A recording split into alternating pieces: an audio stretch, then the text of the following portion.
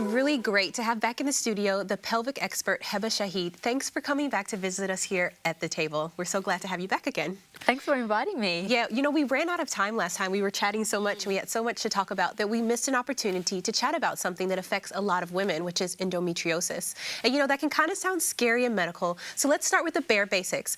Heba, can you share with us, what would a woman experience if she were having the symptoms of endometriosis? So the main symptoms that women with endometriosis have are severe period pain, and that's kind of the main determining sort of symptom. But along with period pain, a lot of women can also have things like pelvic pain, sexual pain, they can have pain down their legs, they can have bowel pain as well, so things like irritable bowel syndrome, so they get intolerances to certain foods, they get a lot of bloating, gas, constipation and so on. And some women even have issues around their bladders as well, so they might experience like urgency or frequency, like really needing to go to the bathroom. And a lot of women can, that pelvic pain, you know, it doesn't necessarily happen in all women who have endometriosis. Some women with endometriosis, their main symptom that they have is infertility. So they are trying to fall pregnant and they've been trying for a long time and then it's just not happening. And then when they go to their doctor and their doctor does some tests and then they think it could be endometriosis. So, yeah. You know, I've been reading and I've seen that many women don't even get diagnosed. They have endometriosis for many years before they actually realize it, as you said. Can you just explain, like take it all the way back for us, beyond the symptoms, what exactly is endometriosis? So endometriosis is a condition where there is growth of abnormal cells inside the pelvis and outside the pelvis. And these cells... So hold on, outside the pelvis as well? Yes. So not necessarily stays within the pelvic area? Yeah, no, it can be in your abdomen, so in your bowels. Some women even have these abnormal cells. They've been found on the liver, on the pancreas, on the brain. On the brain? Yeah, so it must have been growing for quite a while to get to that stage? Potentially. Yeah. And the thing about these cells is that they behave in the same way as the lining of your uterus. So if you think about the lining of the uterus, those cells are just supposed to be there. And then when you have a period, these cells break down and they leave out through the vagina and they leave your body.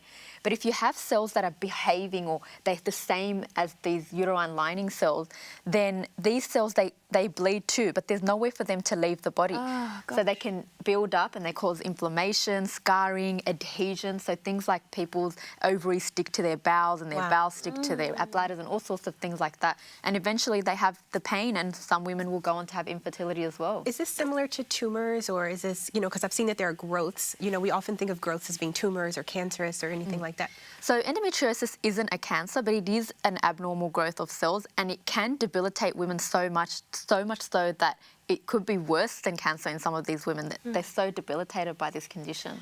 Okay, I'm most concerned with, is there a cure? There actually is no cure or cure for endometriosis, but there is management plans. So women can go and see a gynecologist, particularly one who specialises in endometriosis. So they can have excision, so they actually go in and they cut out these endometrial cells. Ouch. So they go in through a laparoscopy. It is quite painful, the recovery afterwards as well, but then a lot of the time their symptoms can settle. But in a lot of women, the symptoms don't settle. They come back again. Yeah. They can come back again, but also their whole body becomes involved. So their nervous system and their hormonal system is now involved. So a lot of what they need to do is more than just surgery. It's, you know, looking at their diet, looking at how they move, making sure they're exercising. Having some physiotherapy is very helpful for women who have endometriosis. Understanding what's happening in the brain in terms of pain, because when you're in pain for such a long time, your brain and your nervous system changes. So we need to educate them with understanding that pain, understanding the pain system, the neuroscience and so on, so that they can actually reduce the pain in their body. So it's kind of looking at in a holistic way, not just surgery. It's more than that. Well, Heba, I want to talk about this issue of pain, because often as women, we associate pain in a lot of what we think is normal part of women's life. So we think a period has to be painful. But I've heard people say that if your period is keeping you from going to work and school, then it's something that you should probably check out. How would a woman know that this period pain is abnormal? So period pain is not normal, even though we've been told this, you know, for generations. Period pain is not normal. It's a sign that something's going wrong. The most common cause of period pain is endometriosis, and then the other causes is things like excess hormones or excess inflammation in the body, things like prostaglandins, which can cause pain and inflammation in the body. So period pain can be managed. you just need to get to the root of it. Is it that the hormones are out of balance and you need to bring them back into balance? Or is it that the nervous system is compromised and you need to do some, certain exercises or certain nerve release techniques to help?